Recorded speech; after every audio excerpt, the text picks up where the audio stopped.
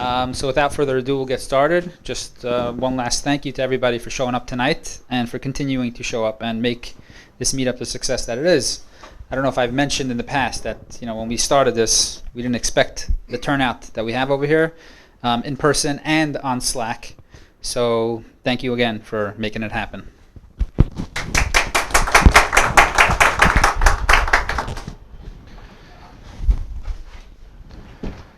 Okay, here we go, regular expressions. Hi, I'm Ellie Golding. For those who don't know me, I work here at Quality Bath. We sell expensive toilets.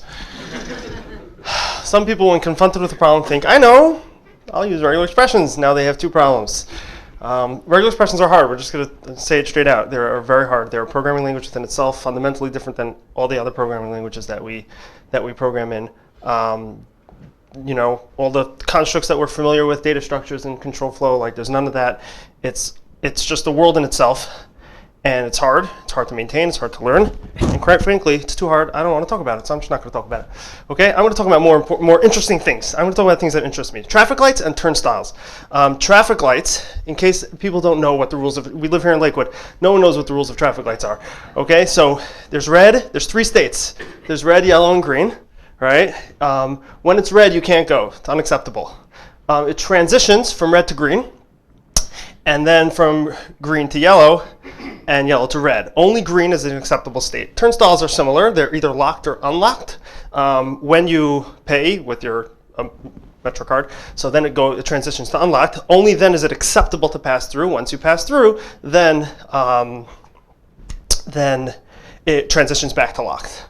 I think those are very important things to talk about. So I'm going to get really geeky and I'm going to go deeper into traffic lights, okay? So there's three states, like we said. There's red, yellow, and green, okay? There's only one accepted state. The circle is going to represent like the what's considered accepted. And there's going to be three transitions. We could go from green to yellow, yellow to red, and red to green, and my arrow is off. I'll have to fix that after. Turnstiles are very similar. Also two states, locked or unlocked. One accepted state is only acceptable to go if it's unlocked. Two transitions, they could go from lock to unlock, lock to lock. Two inputs, you pay, and you can push through in order to get it. Now I'm going to talk about my very own machine that I'm going to invent because turnstiles and traffic lights are very interesting, but I want to get even interesting or more interesting. So I'm going to talk about my own machine that I'm going to invent. I didn't really work out the implementation details, but we're going to talk about what it's going to do. It's going to take a string as an input. And it's going to let me know whether it accepts the string, whether this string that was input is acceptable. So to be accepted, here's the rules of my cute little machine over here. A string has to start with an A, has to end with an A, and it may contain an even amount of B's in between. Everyone got the rules? Start with an A, end with an A, even amount of B's in between, maybe. So what? So yeah, very useful. It's the ABBA machine. AA, ABBA, ABB, whatever. So here's how we're going to do it. We're going to start with 5 states, 0, right? 0 is going to be the starting state. So 1, 2, 3, 4, and only 4 is going to be acceptable. So how's it going to work? Logically, how's it going to work? So we're going to get an input of A, and when you get an A, it's going to transition to state 1. Good? If it gets another A, because the B's are optional, it could go straight to 4. Okay, if you get a B, it's going to go to 2, still not accepted. If it gets another B, it's going to be in 3, almost accepted. If it gets another B, we're going to go back to 2 because it needs to be an even amount. But after that, if it gets another B, it could go back to 3. And only when it's in state 3 and then there's an A, will it be accepted. Good. Starts with an A, ends with an A, with either this one or that one, and an even amount of B's in between. If it's an odd amount of B's, you're going to end up back in 2. We're good? 1 to 4 you could skip is an A. Because but then you gotta have the 4 going back. No, so we're not accounting for additional things. We'll just fail if there's more than one A after that. The machine will not accept that. It will only accept once you leave the state. You're not accepted anymore. So for those of you who didn't figure it out already, I didn't make this thing up. It's called a finite state machine. Finite state machines is basically a machine. A machine in this sense is not really a physical machine. It's a theoretical concept. And it's finite because it has a finite amount of states. And it's states because it has states. Very good. So where does it come from? It comes from something. So a very long time ago, in a world before Solitaire and Minesweeper, for a bunch of really smart people who dedicated lives to overcome the many theoretical and engineering problems which stood in the way of the next generation of computer questions like what is computation? What things are computable? What are not? Along their journey, several different models of computation were discovered. The most famous ones, Gödel, Turing, and Church. We all know a Turing machine, this piece of thing over here, and this thing are Turing machines. But what less people know about these two folks who invented something called finite state machines. They were neuroscientists, and they invented this model of computation, a theoretical abstract model of computation used to compute a language. Now, a language in this context is basically a set of strings. It's not really a finite set of strings. That's a mistake. Set of strings or symbols together with a specific rule, together with a set of rules specific to it. The grammar. We're not going to discuss the rules like grammar and stuff like that. But in this case, a language is that. A language, not English and French. A language in the scientific sense is a set of strings. So this machine, members of the language will output yes, acceptable. Non-members will output no, not acceptable. So if you want to go back, why? My things got all messed up, all my arrows. Oh, well, okay. Basically here, let's say we have a very simple language, the strings A and B. So a machine like that would just be, that's supposed to be connected. It will have two states, and it will go from A, an A or a B will make it accepted. Simple language, you get a little more complex. AA, AB, BA, BB is very upsetting. It will take either an A or a B will make it go to 1, another A or a B will go to 2, and then you'll be accepted. This is the machine that we had before, so this is my language. My language, right, a formal language as a finite state machine, my language in this context is going to be either AA or ABBA, ABBA, anything with an even amount of B's in between. That is my language, okay? And my machine accepts my language or doesn't accept my language. So this was back in the 40s that this thing was invented or discovered, if you may. And then along the way, these scientists, like over the next few years, they realized that not all languages could be modeled as a finite state machine. In language theory, they realized that not everything could be modeled as a finite state machine. So they created a subset of languages that can be modeled as a finite state machine, and they called it regular languages. We're getting places over here. I didn't want to talk about regular expressions, but like it's just whatever. The word regular is there. So regular languages. So you don't have to know all. This is the hierarchy of languages in language theory, recursive numeral. I don't know what these things mean. You don't have to know. But the point is, regular is the subset, the smallest subset of languages.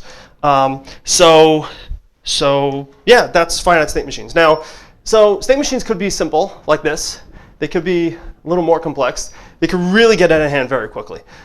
So this is not fun to look at, and it's complicated to look at. So a couple years later, this mathematician, Stephen Kleene, founder of recursion theory, for those of you who are into computer science stuff, he wanted to have a more mathematical way to express these regular languages instead of state diagrams. And that was his calling. So he formalized the description of regular languages and very aptly named it regular expressions. We have arrived. What is it?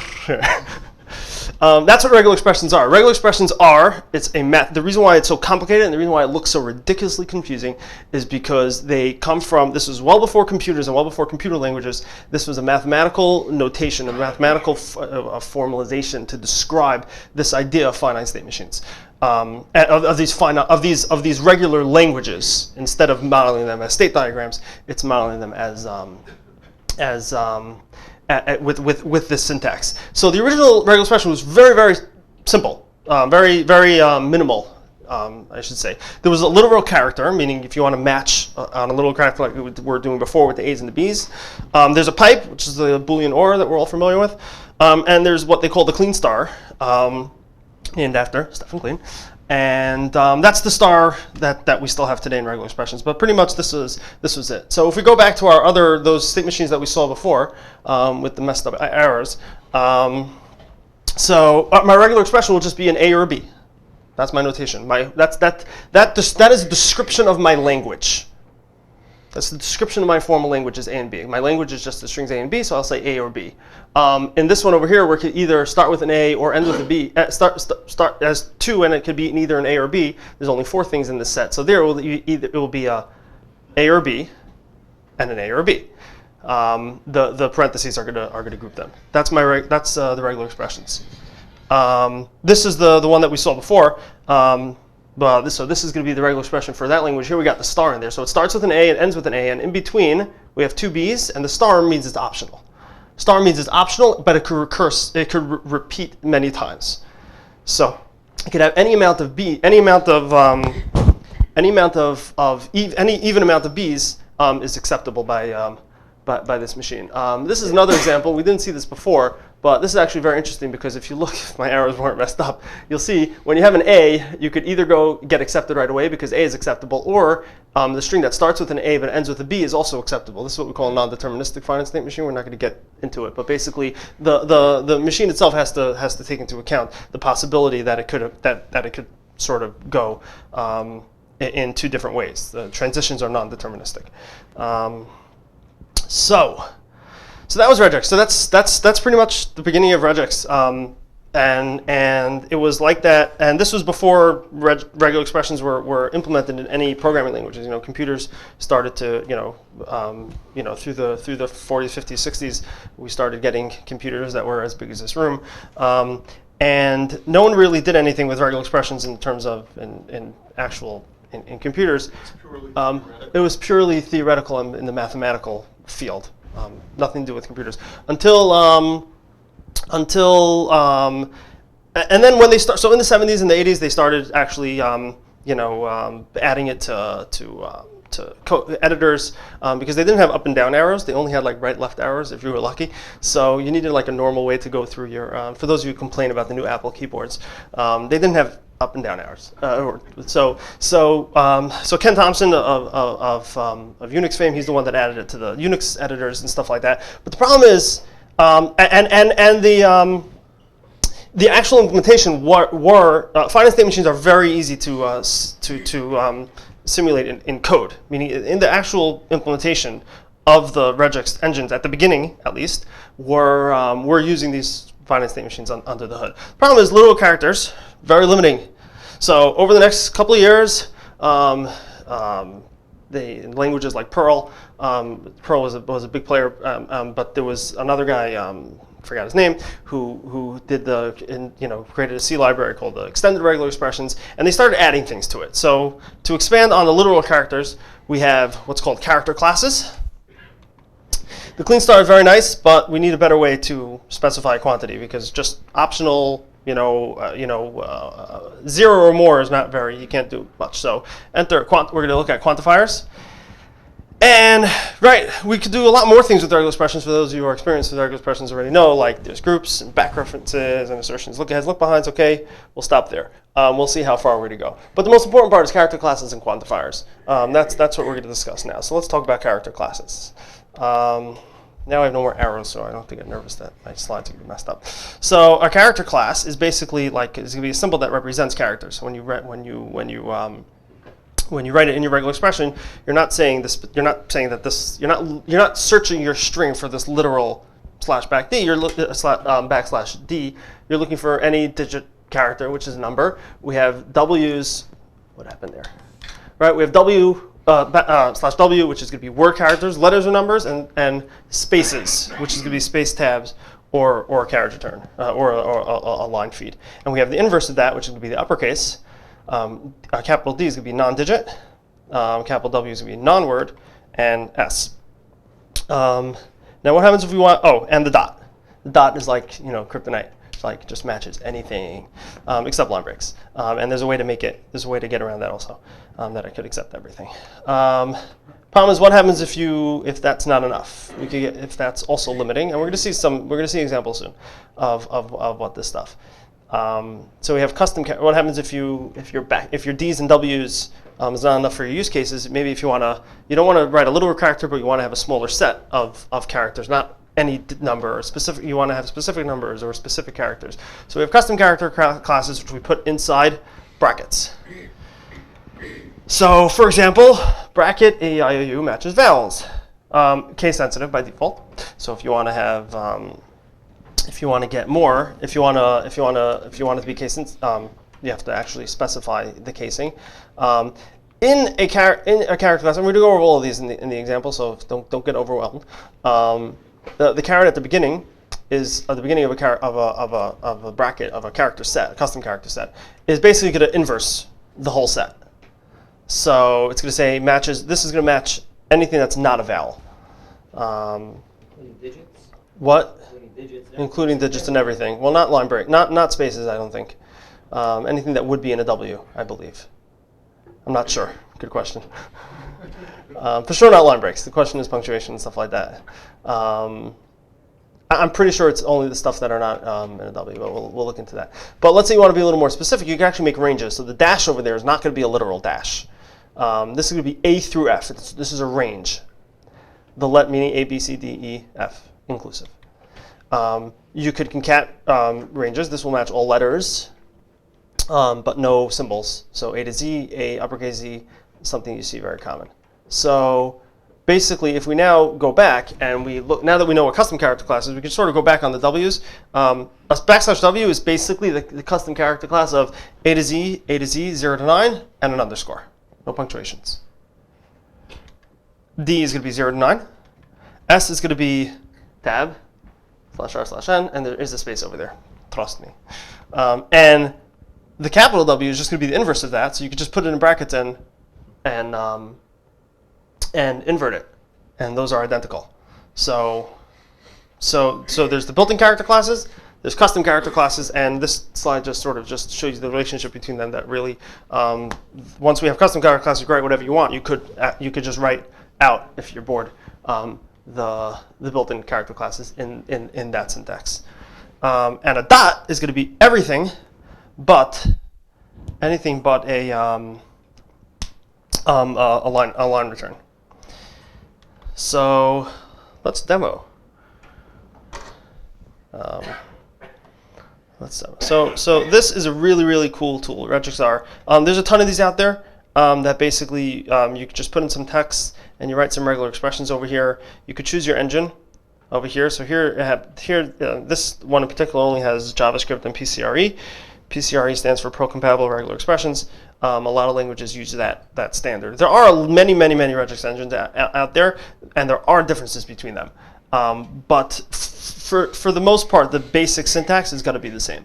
And whatever language you're working in, you'll discover those the gotchas here and there. We'll point out a few of them as we go along. But to go through every single one in every single language, we'll be here all week, which I don't have a problem, but TK does.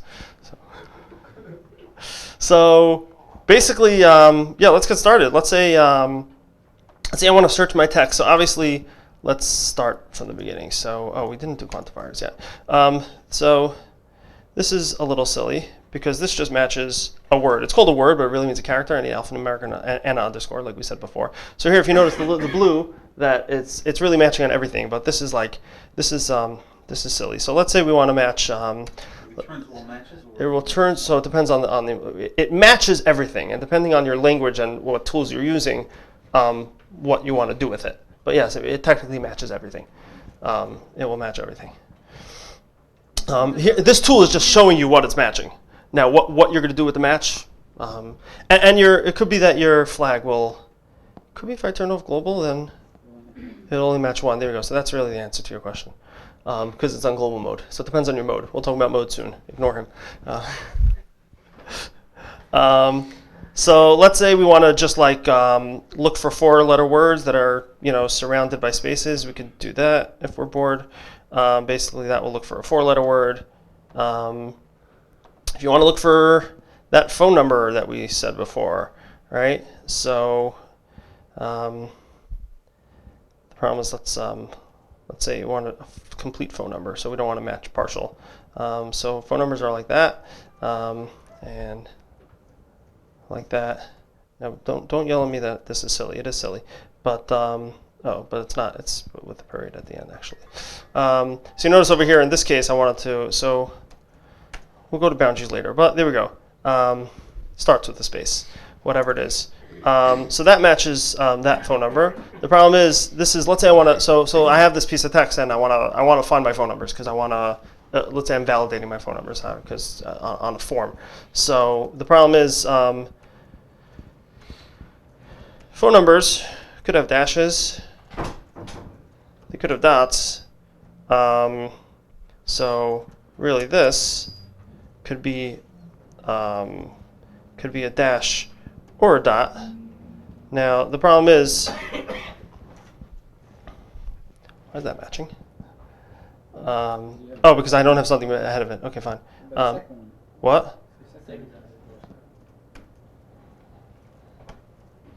Isn't a dash in brackets? I have to escape it. Apparently not. Only if I put something. Only if I put something ahead of it. But if I do dot, oh, dot doesn't mean anything. Okay. So now this will match both, right? Because because I have my custom character set over here. The problem is this guy over here also has spaces, so I could do spaces if I want. And there we go. And the problem is, what happens if like you mix and match this stuff? So you optionally could have a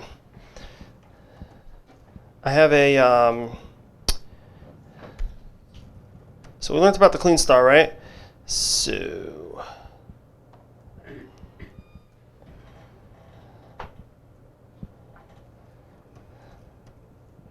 So now we got my parentheses over here because I said, hey, optionally that can have a parenthesis. Now, if you want to know what this backslash is, if you saw before, we could use parentheses for grouping, for grouping it in terms of, let's say, if you want your star for precedence, really. If you want your star to go on, like we saw the example with the two B's, so we wanted the star to go on both, so we use parentheses for that. But if you would want, what happens if you want a literal parenthesis? So then you would have to, a backslash escapes it. So any meta character, there's 12 meta characters. The dot would be a meta character.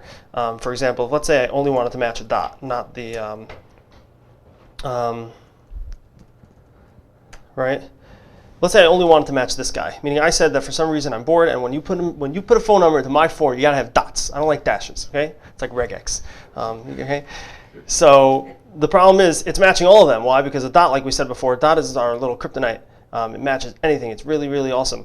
Right? Dot matches any character. This tool is awesome. It's just to really consider all day and just like it tells you everything. I don't have to speak because it's just telling you. Dot matches any character except line breaks. But what happens if let's say, but I really want to match only a literal dot. So if I escape it, so then we're good to go. So that's what escaping is. We'll see. There's going to be a bunch of other meta characters also that we're going to have to escape, but that's just something to bear in mind. So, so this works. This does work. Hold on. Well, that's the star, right? So this is the parenthesis. The star, like we saw before, makes it optional, right? Makes the thing. It makes the thing directly following it. Now, the problem with this is all nice and awesome, but the problem, and it will match. Well, hold on. Let me just put this back. We're going to make this back into my class. It's either going to be that or whatever, or space, right? Need Vim mode.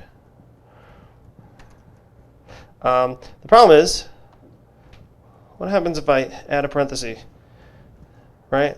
I want to write some Lisp, right? That still matches, even though it shouldn't match, because our star, right? Is our star matches 0 or more of the preceding token, and this has 0 or more. So that's a problem, right? We don't want to match. This is really bad. We don't want to validate this. So like we said before, the star is all wonderful. And if anyone has questions, like, please stop me. So that's where quantifiers come in. So star is wonderful. Star is our friend, but the problem is it doesn't really give us so much control. Also, another thing that was a little ridiculous that no one yelled at me about, because I told you not to. Like, why did I have to write out D so many times? D. It's just like, it's ridiculous, right? We got to be a better way. So, and there is a better way. So quantifiers, what do quantifiers do? Quantifiers lets us specify the exact amount. Instead of just saying, hey, 0 or more, we could say we have little squiggles, and we have a number in between, and that means exactly that amount of time. So n meaning a number will be exactly n times. So D3 will be exactly 3 digits. Where's my check? Here we go. N to M means between N and M inclusive. Excuse me. So W3 is between 3 and 6 letters. Now, if you want to, you can leave out either one and say like N comma would be N or more times. So this would be 5 or more digits, this guy over here. And comma N would be 0 or N times. So here will be, let's say I have my vowel set, and I'll say 0 to 2 vowels. So I'm a lot more control in specifying the quantity. So now, if we go back, now that we learned that, we could also just compare the built-in stuff. We have a little star. Star is basically 0 or more. Same exact thing. So A star is 0 or more A's. Here's a new guy, plus. Plus is another cool quantifier. Plus will mean 1 or more. And question mark will mean 0 or 1. It's like you look at it as like a question mark, like maybe 1, maybe not, whatever.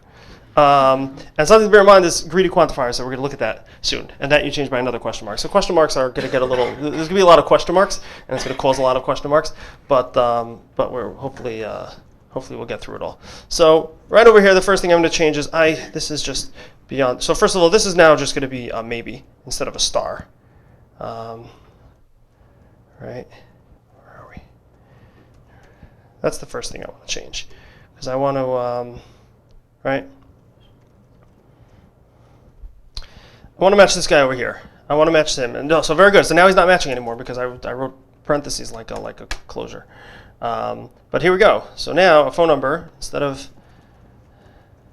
Is everyone following, or am I going way too fast or too slow? Question mark means only one. So question mark means 0 or 1. 0 or 1. 0 or 1. Star means 0 or more. Plus means 1 or more. Question mark means 0 or 1. There's a lot of information, but. Why can't you just do one? You have four. I'm sorry. If you want just one. If you want just one, then you just leave out the quantifier itself, and you're good to go, right? Any literal is going to be a regular expression, right? The word this, right? That's literal, and I want one t because I just wrote it straight out. You start from the beginning end, right? Right. This is a. Is anyone? I hope no one's reading what I wrote. Okay. It gets worse. It gets worse when I scroll down. So here we have our phone number. So now we have quantifiers. Now I made a mistake because phone numbers end. But that's that. So quality bath. Okay, whatever.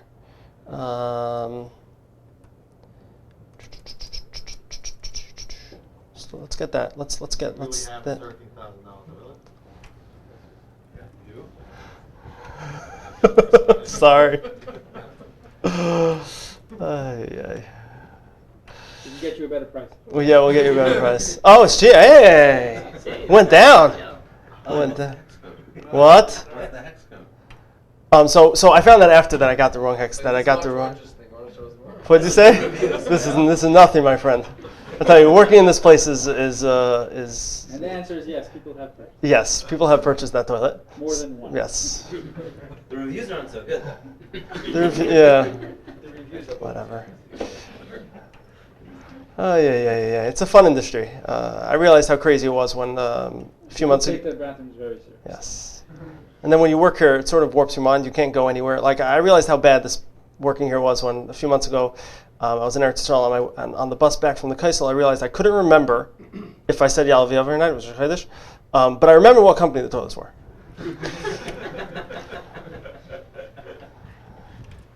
Okay. So let's get that price over there. So what would a number be? So first of all, I want to match that dollar sign. So right off the bat, you see it's not matching that dollar sign for some reason because dollar sign's another meta character. We're going to see what that meta character is later, and we're going to speed it up. But now we matched it. So we're going to put the backslash to escape it. So now so a number could be any amount really. But the problem is we want to take into account also we also wanted to take into account the comma. So we're going to say comma is literal, and then we're going to have 3. So that's going to match that. Oh, but let's talk about, you know what? That's boring. I just wanted to show you that you have to escape the dollar sign. But let's get that hexadecimal over there because that's really going to teach us about quantifiers. So that throne was mahogany. It's not mahogany. It's ash, whatever. I'm sorry. But for this, I'm not going to go look up the hex code. So a hex code we know. So what's a hex code? A hex code is going to be a letter, right? But it's not going to be any letter. It's going to have to be A to F, right? 0 to 9. So 0 to 9 could really just be a digit, right? And how big is a hex code?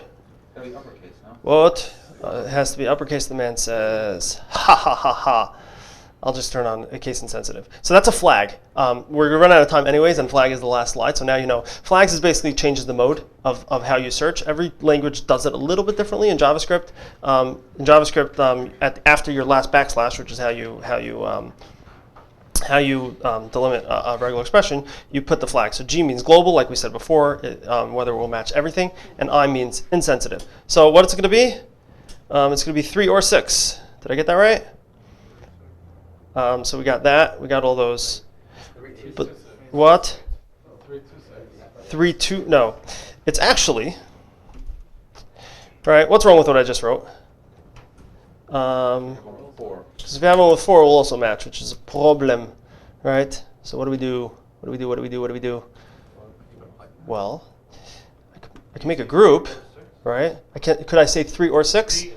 So I could do that. Let's do that. So it's going to be 3, or you want me to cut and paste this whole thing? Yeah. I could do that. Didn't work. The reason why it didn't work is because of precedence. That's all. Or I could put a hash in front of that one. Yeah, either or. Same thing. That worked. That didn't work. Why didn't it work? Because Get rid of those in the middle. Yeah. what? I don't need that. Parentheses. Parentheses right before the pipe, right after the pipe. The closed What? parentheses. Oh, I still don't have it. No. Okay. I don't want to do this anyways because it's silly. Because why do I have to write it so big? So I could say, first of all, it for sure has to have 3, right? It for sure has 3. And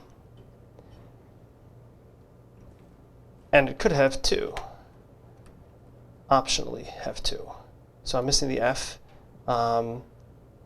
That's 3, and it's going to be either, oh, I'm so funny. It's going to be either 1 or 2. There we go. Thank you. It's going to be 1 or 2. So my hash is literal.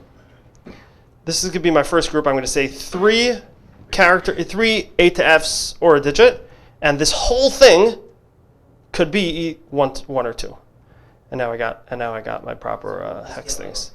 Hashtag, I'm sorry? Like So, some sort of Twitter hashtag in there. well, Going to catch it too. well, if your hashtag happens to be a hexadecimal color, so like on Slack, so you know, Slack is the most annoying thing in the world because like we're constantly posting like order numbers. Like people have like customer service has to look up orders. So like someone will post an order number and it'll be number whatever, and then Slack will be so nice and will like put a little box with the color next to it. Like no, it's not a color.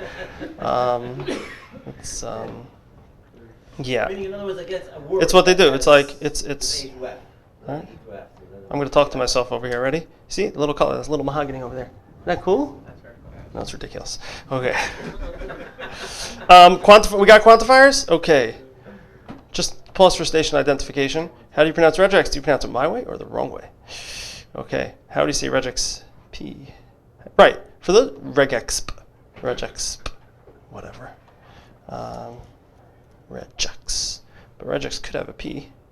So I'm going to say P question mark. There we go. So it didn't get the question mark. But if I want to get the question mark, right, because question mark means 1, 0, or 1, right? But if I want to get the literal question mark after that, question mark. But I gotta do the backslash because that's a literal. Because that's another meta character. How many meta characters do we have so far? We're supposed to get 12 altogether. So we have the dot, we have parentheses, we have brackets, we have squiggles. That's only 4. We have question mark, plus, star. We'll get some more. The backslash itself, right? If you want a literal backslash, what? Curly braces. I said that. I called them squiggles for some reason. If you want a literal backslash, you just backslash the backslash. There we go. Everyone seen that? And this, by the way, this little tool over here like shows you everything. It's very cool. I'm gonna post this later. It's not this, meaning you don't have to see that.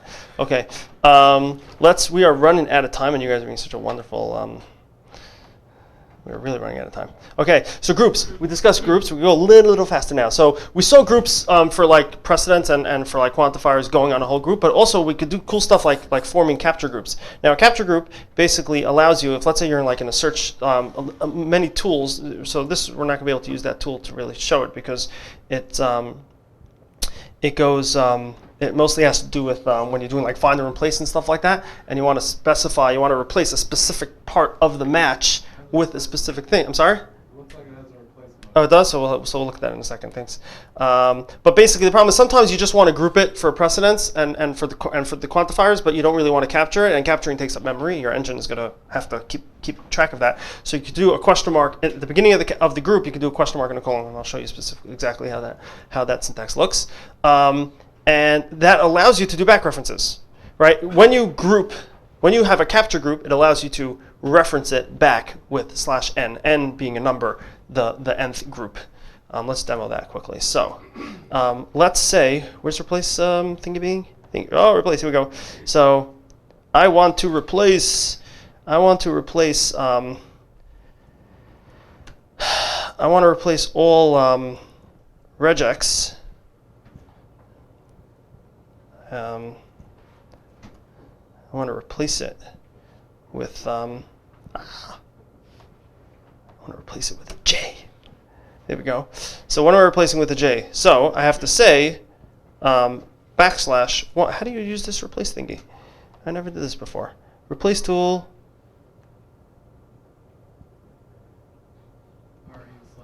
Oh, so hold on. So I do red. So I do red,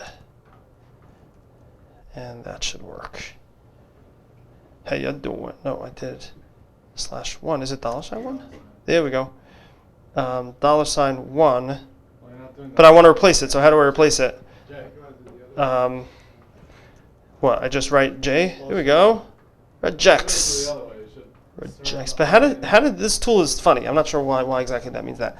But here, let's do better. What? It's not using capture group. It's erasing the whole map. It's a weird thing. Change your find expression. Surround the RE and the X. Yeah, but that's it. But I shouldn't have to do that here. Let's make a regular expression, and it's gonna be that, right? So we're gonna find regex and we're gonna capture the G. Capture the G. Okay. And then we're gonna have a string regex. And we're going to match. We're going to replace. Ready? So now we're in JavaScript land, our favorite place. So let's replace the regular expression with what? So it's going to match the whole thing. And we don't really need the. Oh, we're so funny. Okay, that's why it's not working. Because I'm not using the capture group over here. I'm replacing the capture group. So my example is bad. I apologize. I'm not very good at examples. But what? But let's say I want to, I don't know. Oh, I know what we're going to do. We're going to say, over here it's $1. Regex. We're going to, oopsies. We're going to really, for those people who,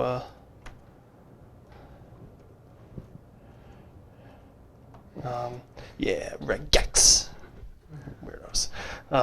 Whatever. But so you see over there is I captured it. So over there, I know in my slides it said backslash. That's in general. But in JavaScript, because JavaScript is funky, we do $signs when you want to replace things over here. Let's keep going. Let's keep going with. So that's back references. You could make a match. You could capture stuff.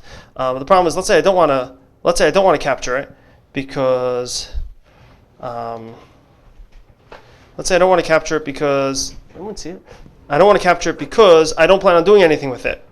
So I'm not sure why I'm making a group, but that's how you make a not capture group. What? I'm making a group for because oh, there we go. All right. J. It could be the regex or regex, right? So I just want to be able to do the or over there on the G or the J, but I don't want to capture it because that takes up memory and I'm not doing anything with it. So I do a question mark, and then I can do the same thing over there. Or I can replace it with 2, and I'm just replacing it with regex.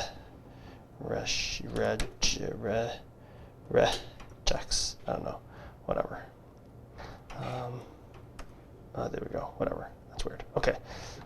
That's back references. So we got character classes, we got quantifiers, and we have groups, capture groups and not capture groups, and we have back references. Assertions. Assertions are very, very, very, very, very, very important. Basically, assertions is where you tell the regular expression that you want it to, you're asserting that it should be in a certain, that the match should be in a certain way or place or whatever, but you don't want to actually match on the thing that you're asserting with.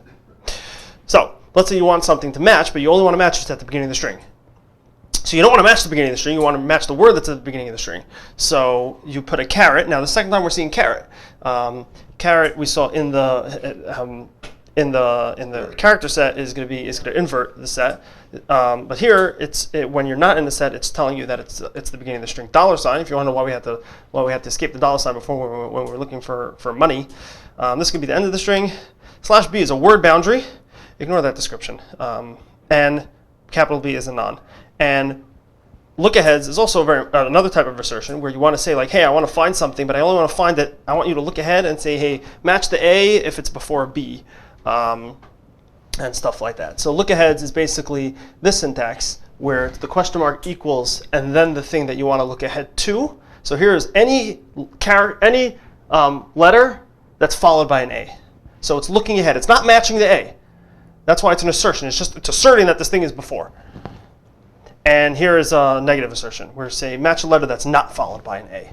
Okay, and let's just demo that quickly. Okay, so if I want to say here, this, I want to match the word this, but I only want to match it if it's at the beginning of the string. Okay, I want to say the word random, but only random with a period. Hold on. Here, my address, presence. But I only want to match it if it's at the end of a string. So I'm going to say the end of the string. And it's not the end of the string because it's the carriage return. So that's, there we go. How you doing? Fine. So that's assertions. And word boundaries is, a word boundary would be, let's say, this is this, and I want to look for this. I don't want to match this one because it's not really a complete word, right? So I could do spaces before, but then it's matching on the space. I don't want to match the space. I just want to assert that it's a word, right? And now I'm not matching on the space. I'm just matching on the word. Trivial examples, but that's what word boundaries are. So again, an assertion, and now let's look for an assertion. It will assert the match, but it won't actually match the thing that you're asserting. Okay. So random. Let's do a look ahead. I want to match random. That is not a look ahead. That is a look ahead, but only if it's followed by OM. But here, so you see it's still matching rand. These are trivial examples, but now all of a sudden it's not doing that because it's looking ahead and it's seeing an OM, so it's matching it. But if it looks at, right, so this is look ahead. A lot of information, but the point is just the ideas and the concepts of what you could do, and it's really not, it's a lot of rules, but there's not a lot of different types of rules. There's character classes, there's quantifiers, and then there's a couple of cool stuff and assertions. Pretty much those are the categories of ideas, and then in each one you could as you need it you'll keep on learning. We got 3 minutes to go. So flags we saw before. Flags sets the mode. So we saw G was global, case insensitive. M is multi-line search. S is single-line search. Not every language has it. JavaScript is only just getting S, I think. But basically, it has to do with whether or not it's treating new lines as the beginning of a string or not when you use different assertions. We're not going to get into it, but basically, different characters.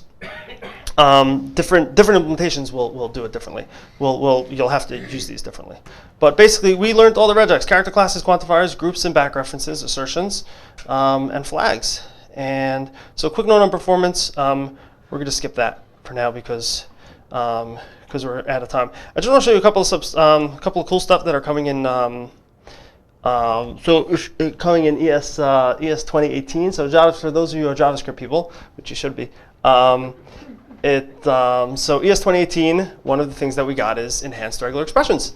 So one thing, if you remember, I said before how Unicode, how it doesn't match. JavaScript's had issues with Unicode for a long time, but now with ES 2018, we have Unicode. Besides lookaheads, there's also something called look behinds, which JavaScript never had, and many languages have that, where I could say, hey, look for something that's followed by something. And there's also named capture groups. Let's say, like you saw, we had capture groups before. We were doing, and when we wanted to use the back reference, we were doing it by number. But what happens if you want to name it? So you could do that too. So this is something that's like coming to JavaScript that you could really do already in Chrome. You could have Unicode. You could have emojis. You could have name capture groups. And you could have, who could figure out what's going on over here? This is, all right. Well, let's just get rid of that. There we go. So this is my regular expression. This is my regular expression, and this is the string that it's matching on. So let's go through one by one. First of all, so we saw before we saw lookaheads. This is a look behind. A look behind goes before, and it's going to say, hey, match this, whatever it's matching. I'm not sure what it's matching yet, but only if it's after this guy. So it's called a look behind. It's a little different syntax. We got that guy in there, the little caret. And here we have a question mark, which before we saw question mark colon made it a non-capture group. But here we can actually name our capture group. And we could use that name later on. So basically what this is saying is, here's my string. It's a shoe and a sock, and it's basically saying, match my shoe, name it, but only if it's preceded by a sock, because you got to put your socks on before your shoes. So this is, right. So this will actually, and if you actually look so it will match the shoe. And look at this, we got groups. We have named groups. It's actually called it a shoe. It actually named it because I said so, because I said call it a shoe. If I would have left this out, if I would close this, I did, so I could dot into it. Very good. So you could actually, if I actually do const, result equals this, I could actually do like result dot groups dot shoe, and I have my shoe. Here we go. I found my shoe. I lose my shoes a lot over here because I don't work in shoes. So Baruch Hashem, we have things. So this is just on the it was a really cute thing, and my clock is telling me that it's time to end. So just a couple of resources of how to learn this stuff. Regex crosswords is awesome. It's basically like crossword puzzles with regular expressions. It's very cool. You see, yeah. And I don't know, it's a little addicting. So only start it if you have time. Because you could spend the whole night doing it. No, and it gets hard, by the way. It gets hard. It gets like this hard, where it's like hexagonal things. Very cool. But you could honestly, it starts from the beginning. For anyone who's brand new to regular expressions, and like everything today was like very overwhelming because like a lot of new syntax, and it is, like I said before, regular expressions are hard, and it takes time, and you'll never reach a point where you're able to like just read a regular expression quickly. Like you have to read each character at a time, and that's just the nature of it. Regex Explained is just a cool website where you can actually like look at your, let's say I want to have remember my A's and B's before? All right. So look at that. So now it's like almost like a finite state machine a little bit, no? Like with the arrows and things. It's not, but it is. But basically, what did you say? I just look for an email. Basically, what? Oh. We're not gonna. No, but we're running late. But basically, this is a very cool thing. If you want to test your regular expressions, it actually like it graphs it out and it like it will walk you through it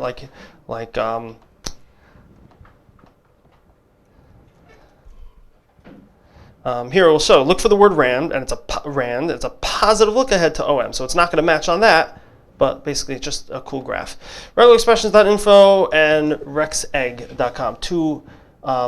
Two websites that are just so full of so much information. I gotta like this one better. I only discovered it recently. The world's most Regex tutorial. It's really, really cool. He really goes deep into a lot of stuff. If you want to learn all about boundaries or you want to learn all the question mark syntax. Which one?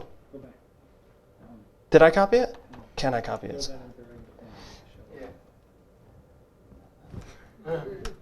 It's not even valid JavaScript. So hold on.